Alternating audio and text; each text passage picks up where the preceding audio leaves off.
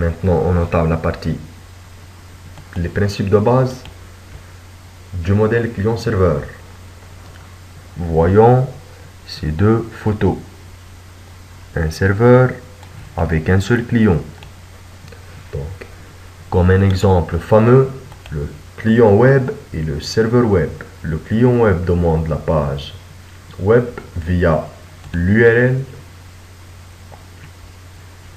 Comme ici, je demande la page accueil.html. Je l'envoie au serveur qui traite la requête que j'ai envoyée et m'envoie la page demandée.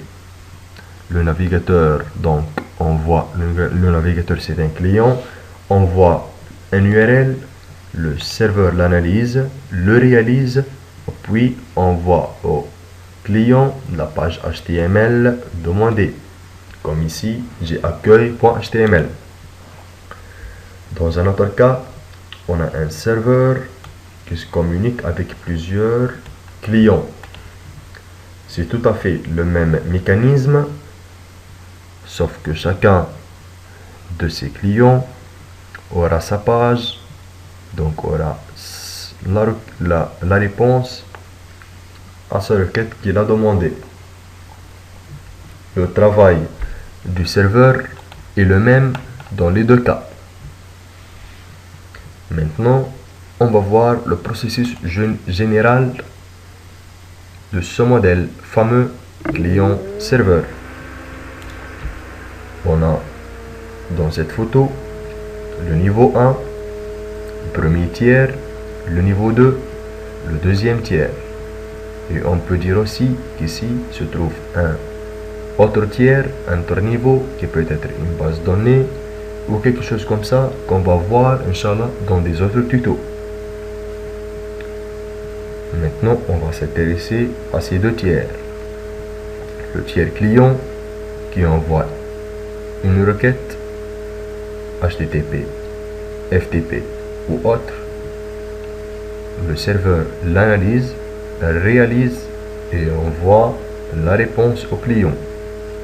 Comme ici, une page HTML. Les caractéristiques d'un processus serveur, c'est qu'il attend une connexion entrante sur un ou plusieurs ports réseau. Donc, le processus serveur, le serveur, attend une connexion entrante. À la connexion d'un client, donc si le client se connecte sur le port en écoute, le serveur ouvre un socket local au système d'exploitation. Et suite à la connexion, le processus serveur communique avec le client suivant le protocole prévu par la couche application du modèle OSI. Caractéristiques d'un processus client.